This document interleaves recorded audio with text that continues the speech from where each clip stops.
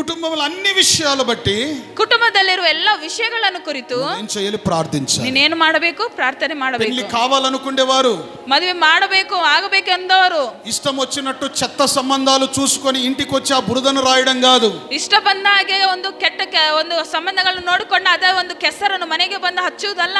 నువ్వు దేవునికి ప్రార్థించాలి. ನೀನು ದೇವರಿಗೆ ಪ್ರಾರ್ಥಿಸಬೇಕು. అయ్యా, నా జీవితంలో ఎటువంటి అమ్మాయిని నేను చేసుకోవాలి, ఎటువంటి అబ్బాయిని నేను చేసుకోవాలి, ఆ యొక్క విషయమును నాకు తెలియచేసి నేను జాగ్రత్తగా నేను వివాహము చేసుకోవాలి నైనా అని ఎప్పుడు దేవునికి లోబడిన వారిగా ఉండాలి. ಯಾವಾಗಲೂ ದೇವರಿಗೆ ವಿಧೇಯರಾಗಿದ್ದು, ಅಪ್ಪ ನನ್ನ ಜೀವನದಲ್ಲಿ ನಾನು ಮಾಡಿಕೊಳ್ಳಬೇಕಾಗಿರುವ ಹೆಣ್ಣು ಮಗ ಇರಲಿ ಗಂಡ ಆಗಿರಲಿ ಯಾವ ರೀತಿಯಾಗಿ ಇರಬೇಕು ಎಂಬುದಾಗಿ ದೇವರಲ್ಲಿ ಕೇಳುತ್ತಾ ಜಾಗ್ರತೆಯಲ್ಲಿ ವಿಧೇಯರಾಗಿರಬೇಕು ಪ್ರಿಯರೇ. ఒక సేవకుని కుటుంబముని నేను చూశానండి. ಒಬ್ಬ ಸೇವಕನ ಕುಟುಂಬವನ್ನು ನಾನು ನೋಡಿದ್ದೇನೆ ಪ್ರಿಯರೇ. మంచి యవనస్తులు, ಒಳ್ಳೆಯ ಯೌವನಸ್ಥರು. అయితే అందరిలో ప్రార్థనకు వచ్చి పోతుండేవారు.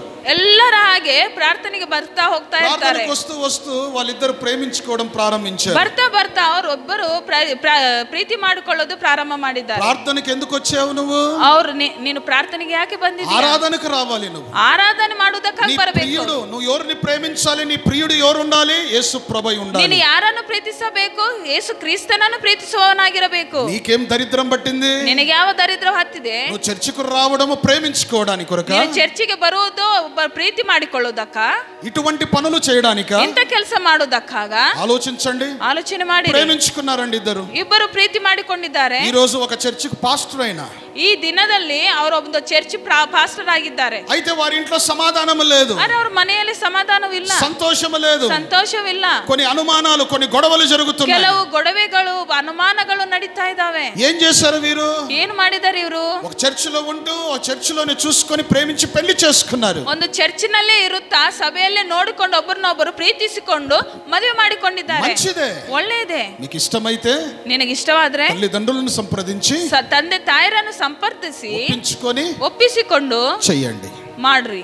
అయితే ಆದ್ರೆ అవి చెయ్యక ముందే ಅವೆಲ್ಲ ಮಾಡೋಕ್ಕಿಂತ ಮುಂಚೆ చూపులు కలవడము, చూపుಗಳ మాటలు కలవడము, ಮಾತು ಕಣ್ಣು ದೃಷ್ಟಿ ಒಂದಾಗುವುದು, కలవడము, ನಗು ಒಂದಾಗುವುದು, ఇంకా హృదయాలలో ఏమేమో జరిగిపోతాయి. ಇನ್ನು ಹೃದಯ ಮನಸ್ಸಿನಲ್ಲಿ ಏನೇನೋ ನಡೆದು ಹೋಗ್ಬಿಡ್ತಾವೆ. పావురాలు కనపడతాయి, ಪಾರಿವಾಳಗಳು ಕಾಣಿಸ್ತವೆ, కాకులు కనపడతాయి, ಕಾಗೆಗಳು ಕಾಣಿಸ್ತವೆ కదా. చీటీలు ఇచ్చే పావురాలు గాని బయటకు వస్తాయి, ಚೀಟಿಗಳನ್ನು ಪತ್ರಗಳನ್ನು ಕೊಡುವ ಪಾರಿವಾಳಗಳು ಸಹ ಹೊರಗೆ ಬಂದ್ಬಿಡ್ತವೆ, మెసేజ్లు పోయి ఇంటర్నెట్లు గాని వస్తాయి, ಮೆಸೇಜ್ ಹೋಗುವ ಇಂಟರ್ನೆಟ್ ಸಹ ಬರ್ತವೆ. అంటే ఇవన్నీ చేసుకున్నాక, ಇವೆಲ್ಲ ಮಾಡಿಕೊಂಡ ನಂತರ అప్పుడు మనం ఏం చేస్తాము?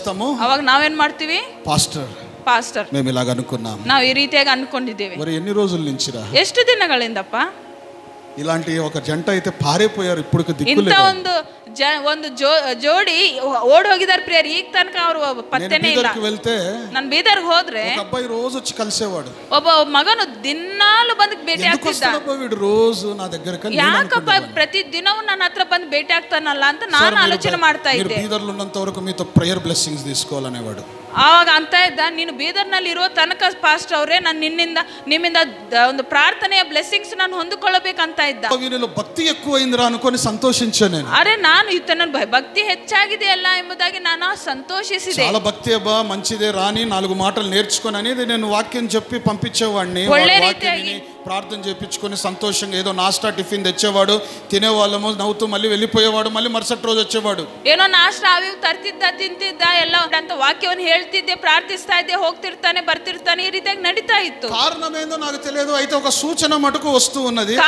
ఎందుకులే అలాగ ఆలోచించుకోవడం నేను గమనున్నా. ಕಾರಣವೇನು ನನಗಂತೂ ಗೊತ್ತಿಲ್ಲ, ಆದ್ರೆ ಸೂಚನೆಯನ್ನು ದೇವರು ಕೊಡ್ತಾನೆ ಇದ್ದ. ಆದ್ರೆ ಅದನ್ನ ನಾನು ಏನೋ ಬಿಡಿ ಈ ರೀತಿ ಎಲ್ಲ ಬಿಡಂತ ಆಲೋಚನೆ ಮಾಡಲಿಲ್ಲ. ನಾನು వానికి ఇష్టమైన అమ్మాయి నన్ను గలవడానికి ప్రార్థనకు వస్తుంది కాబట్టి వీడు వస్తున్నాడు. ಆತನ ಒಂದು ಇಷ್ಟವ ಏನಂದ್ರೆ, ಆತನ ಪ್ಲಾನ್ ಏನಂದ್ರೆ, ಒಬ್ಬ ಮಗಳು ಪ್ರತಿದಿನ ನನ್ನನ್ನು ಭೇಟಿ ಮಾಡ್ಲಿಕ್ಕೆ ಬರ್ತಾ ಇದ್ಲು, ಆ ಮಗಳನ್ನು ಭೇಟಿ ಮಾಡ್ಲಿಕ್ಕೆ ಆತನು ಬರ್ತಿದ್ದ. అమ్మాయి వాళ్ళ నాన్న చాలా స్ట్రాంగ్ అండి.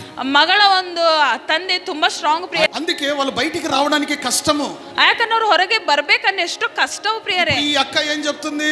చెల్లమ్మ, నేను పాస్టర్ దగ్గరకు పోతున్నాను, ప్రేయర్ చేయించుకున్నా, ఓ నా బిడ్డ పోతుంది పోని అని తండ్రి పంపిస్తున్నాడు. ಈಗ ಈ ತಂಗಿ ಅಮ್ಮ ಏನ್ ಹೇಳ್ತಾ ಇದಾರೆ, ನಾನು ಪಾಸ್ಟರ್ ಹತ್ರ ಹೋಗ್ತಾ ಇದ್ರೆ ಪ್ರಾರ್ಥನೆ ಮಾಡಿಸ್ಕೊಳ್ಳೋದಕ್ಕಾಗಿ ಅಂತಂದ್ರೆ ತಂದೆ ಕಳಿಸ್ಬಿಡ್ತಾರೆ. ಹೇಳ್ತಾ ಇದ್ದಾನೆ, ಹೋಗಿ వీడు ಪ್ರಾರ್ಥನೆ ఎప్పుడు ಮಾಡು. ఫోన్ లో మాట్లాడేవాడు ఎదురు బదురు గలవాలి కదా, ఇప్పుడు వీడియోని ఉపయోగించుకుంటున్నాడు. అబ్బా మాకు బెల్గాం నుంచి వచ్చిన పాస్టర్ దొరికిండ్రా, నీకెందుకు కమ్యూనికేషన్ కు బాగుందని నన్ను మధ్యన పెట్టుకున్నారు వీళ్ళు. ಈಗ ಆತನೇನು ಪ್ರತಿದಿನ ಇದು ಕಾಲ್ ನಲ್ಲಿ ಮಾತಾಡುವವರು, ಈಗ ಕಮ್ಯುನಿಕೇಶನ್ ಬೆಳಗಾಂನಿಂದ ಬಂದಿರೋ ಪಾಸ್ಟರ್ ಚೆನ್ನಾಗಿ ಸಿಕ್ಕಿದ್ದಾನೆ, ಇವ್ರ ಜೊತೆಗೆ ಮಧ್ಯದಲ್ಲಿ ಇಟ್ಟುಕೊಂಡು ಅವ್ರು ಚೆನ್ನಾಗಿ ಮಾತುಕತೆ ನಡೆಸ್ತಾ ಇದ್ದಾರೆ. వీడు ఒక టైంకి వస్తున్నాడు, ఆమె ఒక టైంకి వస్తుంది. ಈ ಮಗಳು ಒಂದು ಟೈಮ್ ಬಂದ್ರೆ ಆ ಮಗನೊಂದು ಟೈಮ್ ಬರ್ತಾ ಇದ್ದಾರೆ. వెళ్ళేటప్పుడు కలుసుకొని వెళ్తున్నారు. ಮತ್ತೆ ಹೋಗುವಾಗ ಮಾತ್ರ ಇಬ್ರು ಕೂಡಿಕೊಂಡೇ ಹೋಗ್ತಾ ಇದ್ದಾರೆ. అంటే ఒకే ఊర్లో ఉన్నారు కదా, పరిచయం ఉండొచ్చులే, మాకు తెలుసు సార్ మాకు తెలుసు అంటే ఓకే ఓకే ఇద్దరు కలుసుకొని పోతున్నారులే అనుకునేవాళ్ళు. ನಾನೇನು ಅನ್ಕೊಂಡೆ ಅಂದ್ರೆ ಒಂದೇ ಊರಿನಲ್ಲಿ ಇದಾರಲ್ಲ, ಒಬ್ರು ಭೇಟಿ ಒಬ್ರಿಗೊಬ್ರು ಗೊತ್ತಿದೆ ಬಿಡು, ಜೊತೆಯಾಗಿ ಹೋಗ್ತಾ ಇದ್ದಾನಂತ ನಾನು ಅನ್ಕೊಂಡೆ. ఒక దినము ఫోన్ వచ్చింది. ಒಂದು ದಿನ ಒಂದು ಕಾಲ್ ಬಂದಿತ್ತು. ఏం సార్ మీకు తెలియదా మీ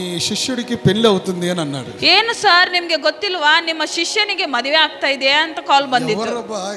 ఏంటిదంటే ఏం సార్ మీకు ఇంత క్లోజ్ అని చెప్పలేదా అని అన్నారు. ನಾನು ಯಾರಪ್ಪ ಅಂತ ನಾನು ಆಲೋಚನೆ ಮಾಡ್ರೆ, ಇಷ್ಟು ಕ್ಲೋಸ್ ಅಲ್ಲ ಸರ್ ನಿಮಗೆ ಪಾಸ್ಟರ್ ಅವರೇ, ನಿಮ್ಗೆ ಗೊತ್ತಿಲ್ವಾ ಅಂತ ಕೇಳ್ತಾ ಇದ್ದಾರೆ. వ్యక్తి అని చెప్పేసరికి అప్పుడు షాక్ అయింది నాకు. ಈ ಫಲಾನ ಒಬ್ಬ ವ್ಯಕ್ತಿ ಅಂತ ಹೇಳಿದ್ರೆ ನನಗೆ ಶಾಕ್ ಆಗಿಬಿಟ್ಟಿದೆ. ఎక్కడ సార్కి తెలిస్తే కోపపడతారని నాకు గాని చెప్పలేదు వాళ్ళు. ಎಲ್ಲಿ ಸರ್ಗೆ ಗೊತ್ತಾದ್ರೆ ಕೋಪಗೊಳ್ಳುತ್ತಾನೆ ಅಂತ ನನಗೂ ಸಹ ಹೇಳಿಲ್ಲ ಪ್ರೇರೆ. ఈ రోజు అనేక సమస్యలు, ಅನೇಕ ಸಮಸ್ಯೆಗಳು ಈ ದಿನವೂ ಅವ್ರಿಗೆ, ఈ రోజు అనేక ఇరుకులు వారి ఇంట్లో, ಅನೇಕ ಇರುಕುಗಳು ಎಲ್ಲವೂ ಬಿಕ್ಕಟ್ಟುಗಳಿದಾವೆ. ఇటువంటి ఎన్నో ఈ యొక్క జీవము గల దేవుని సంఘములో సాతానుడు పెడుతూ ఉన్నాడండి. ಜೀವವುಳ್ಳ ದೇವರ ಸಭೆಯಲ್ಲಿ ಇಂತ ಎಷ್ಟೋ ಒಂದು ಇಕ್ಕಟ್ಟುಗಳನ್ನು ಸೈತಾನ್ ಇಡ್ತಾ ಇದ್ದಾನೆ. అందుకే అబ్రహాము ప్రమాణము చేపించుకున్నాడు, నాయనా నువ్వు తప్పిపోవద్దు, మంచి సంబంధం తీసుకొనిరా, నా ఇంటికి మంచి కోడలు రావాలి, కానానీయుల నుండి వద్దు, దేవుని నమ్మిన బిడ్డల నుండి రావాలని కోరుకున్నాడు. ಅದಕ್ಕೆ ಅಬ್ರಹಾಮನು ಪ್ರಮಾಣ ಮಾಡಿಸಿಕೊಳ್ಳುತ್ತಾ ಇದ್ದಾನೆ, ಅಪ್ಪ ನೀನು ತಪ್ಪಿ ಹೋಗಬೇಡ, ದೇವರಿಗೆ ಸಂಬಂಧಪಟ್ಟ ಮಗಳೇ ಬರಬೇಕು ಹೊರತು ಕಾನಾನಿಯ ಆದ ಮಗಳು ಬರಬಾರದು ಎಂಬುದಕ್ಕೆ ಪ್ರಮಾಣ ಮಾಡಿಸಿಕೊಳ್ಳುತ್ತಾ ಇದ್ದಾನೆ. ಪ್ರಿಯ ಸಹೋದರ ಸಹೋದರಿಯರೇ, నువ్వు తప్పిపోకూడదు, ನೀನು ತಪ್ಪಿ ಹೋಗಬಾರದು, దేవునికి ప్రమాణం చేశావు, ನೀನು ದೇವರಿಗೆ ಪ್ರಮಾಣವನ್ನು ಮಾಡಿ